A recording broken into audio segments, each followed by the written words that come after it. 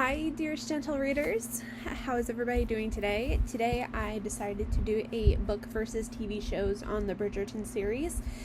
I just want to preface this video and say that you do not have to read these books in any particular order. I actually have 3 methods to read this book series that are really interesting. Obviously, read them in order. 2, maybe do from youngest to oldest of each of the Bridgerton siblings. Or 3, try it in the Netflix style, which we will be talking about that later on in this video. So without further ado, sit back, relax, maybe grab your favorite cup of tea and your pamphlet of Whistle Down, and let's go over to the ton. And also, there is also a prequel series to the Bridgerton series of the Rokesbys, of the family just next door. So I would highly recommend maybe trying to read that first. You do get to see Violet and Edmund during the first half of it, but if you don't want to read that, you don't have to, but it's just a friendly recommendation. This book series consists of 8 books around 8 of the Bridgerton kids, and from youngest to oldest, they're named in alphabetical order. So you have Anthony, Benedict, Colin, Daphne, Eloise, Francesca, Gregory, and Hyacinth. Now, the book series starts with book number 1, which is about Daphne. The second book is about Anthony. Third book is about Colin. Fourth book is about Colin. Fifth book is about Eloise. Sixth book is about Francesca. And then Hyacinth. And then Gregory. Out of all of the Bridgerton siblings, my personal favorites for on the boys, I really liked Benedict and Anthony. I wasn't really too fond of Gregory, but that's a story for another day.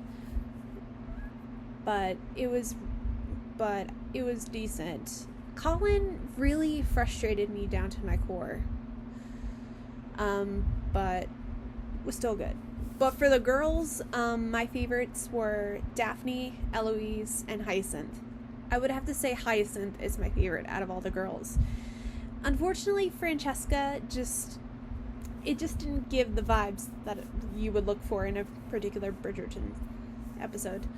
Although, if you haven't seen Season 4 Part 2 yet, you're going to get spoiled, but if you've read the books, it's not that much of a spoiler. And since we're on the topic of the TV show, since Part 2 debuted last week, I also had a couple of predictions for this upcoming season. Well, while I have a feeling that this one could be centered around Eloise, there is somewhere in beside that I think Francesca might have another shot at love. Because at the end of the last episode, Michaela left Francesca at the house, which could be a sign that she was probably heading back to Scotland to get her brother Michael. And that's pretty much the plot line of book 6, which is When He Was Wicked, which is all about Francesca. But I feel like when it came to the scene where John was like, I really feel kind of faint, we all knew that he was probably gonna die. It's not that much of a spoiler if you read the books. But other than that, I really wanted, when I first saw Season 4, I thought we would see more of Daphne because we didn't see much of her in Season 3. But to be honest, I'm not gonna lie, I do miss the actress who plays Daphne. And I will be honest, even though her character was missing in the show and it kind of leaves a big plot hole, but at least they kind of mentioned her in like little ways throughout Season 4, like when Sophie is going to court and then Benedict and his mother go and they're like, I'm the brother of the Viscount Bridgerton and the brother of the Duke of Hastings. I'm like, okay, you just mentioned Daphne in some way, which was good. which I'm super happy about that. And also throughout the books, like, Daphne is pretty present throughout most of the series, but some days she's just mentioned, which that's all a person could ask for. I'm glad that I got to see Hyacinth a lot more throughout this season. She definitely was so gorgeous, and let's not talk about the 360 dance that I'm now seeing is going viral all over TikTok and Instagram. I'm also, and if it looks like I'm glancing onto another side of the camera, I also just made a list of notes on my phone, so I will be glancing down occasionally. And as we all know, Penelope stepped down from her role as Lady Whistledown, but I do predict that the Queen might be taking over the role of Whistledown, because as everybody in the town knows, there is always a good amount of gossip to go around. Now, like I mentioned, season 5 is going to be based around Eloise, which her book was book 5, which is To Sir Philip with Love. Which Eloise marries a man named Sir Philip Crane, and he was previously married to Marina Thompson. Now, we did get to see Marina Thompson in season 1, but she was more in love with one of the Bridgerton boys. It was probably Anthony or Colin.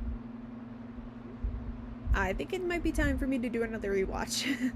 But maybe, like, throughout season 5, like, as we learn more about Philip, it would be more interesting to see more flashbacks of Marina, which I think is super interesting. I also wrote down on my list that maybe next season Hyacinth will make her debut in society and will probably be the diamond of the first water. Gregory is probably still going to be off at school. And I also heard a rumor after part 2 was released that season 5 might be the last season of Bridgerton, so I'm guessing that the love interest for both Gregory and Hyacinth will probably be minor, probably the same thing with Francesca. But I'm a little bit curious to see how that would work. But although I haven't seen, like, a lot of people kind of signing petitions of being like, please give us 3 more seasons, please. But I can kind of see it go like this. Season 5 be about Eloise, maybe just a little bit in with Francesca. And then season 6, like, focus on maybe Hyacinth, and then Gregory somewhere in the middle. So I can kind of see that working. But all in all, I would highly recommend this book series in addition to the show on Netflix.